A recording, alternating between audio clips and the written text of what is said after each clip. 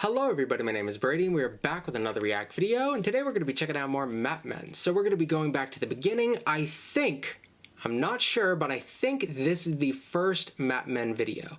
It dates back to early 2016. If there's one that came before this, then I failed to find it. But we're going to be checking this one out. It's called, oh god, what am I, Bir Tawil? The land that nobody wants, like that. Who knows? Pronunciation for that could go any way. I don't know where it is, so I don't know what sort of accent I'm supposed to use to pronounce that. So I have nothing to work with. We're gonna find out though. So that's good. Why would somebody not want land? Like if it's up for grabs, I don't know. I'm trying to think of like a downside that would be so bad that it would be more of a hindrance to have than not. I don't know. So we're going to find out, I guess, whatever that means. So let's get it started.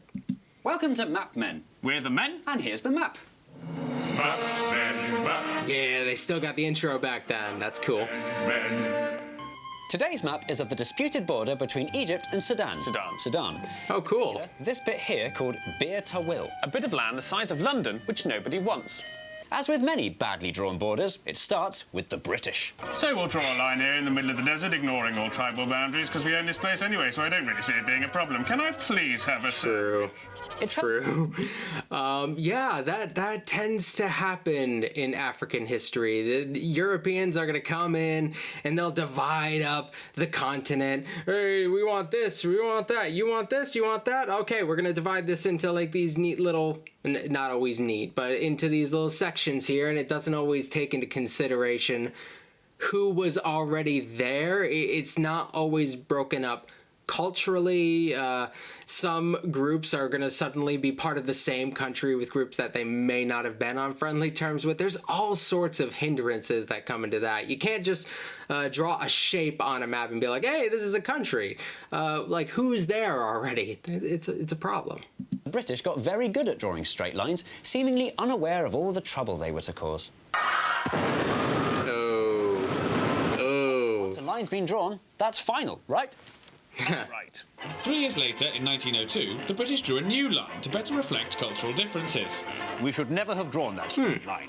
I can assure you the man who drew that line has been shamed. So now there were two borders. How dare you?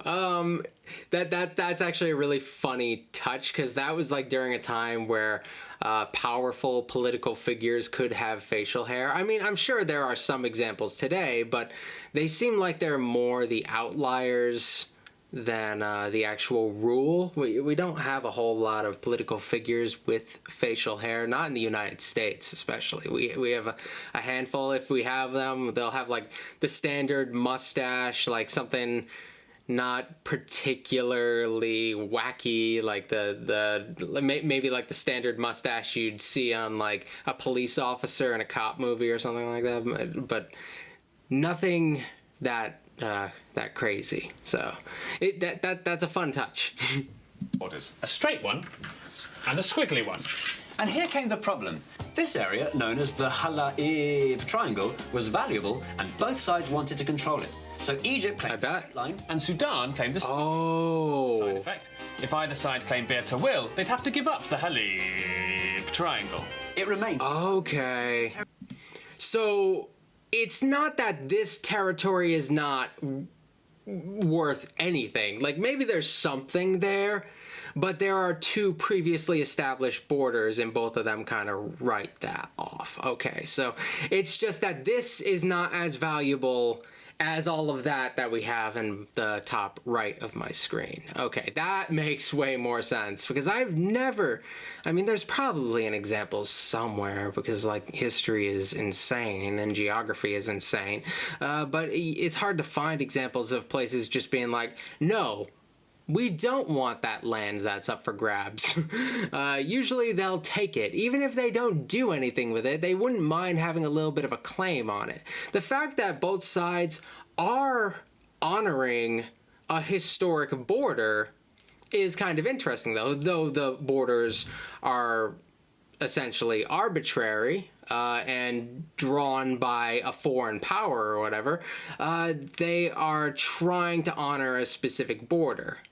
and like base whatever their claim is in some sort of established history there, rather than trying to claim this. I mean, if they tried to claim that, it would come off as a little bit cynical, I suppose. So I guess I understand that. It would be where they're like, oh, culturally, history, we've had this established, this is how it should be, or this is how it lines up culturally, and it makes things sound a little bit more justified than just saying we want more land. And to take that, it would kind of just out you and being like, okay, you're just doing land for land's sake. You don't care about culture. You don't care about history, even though the history is not very old.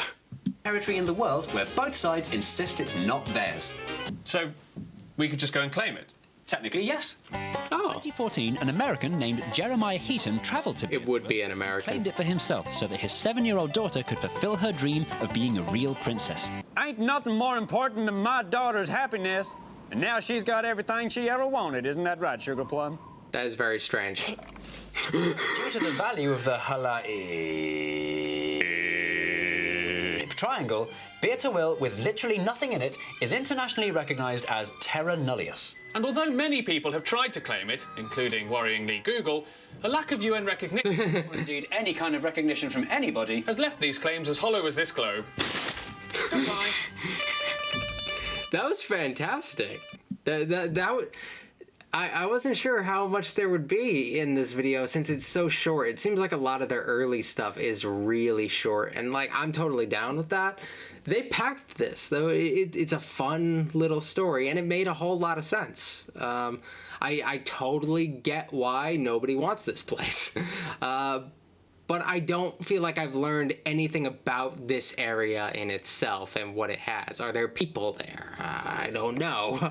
Is there any sort of natural resource there? I don't know. I feel like this was just an excuse to talk about a broader geographical conflict, which that's fine.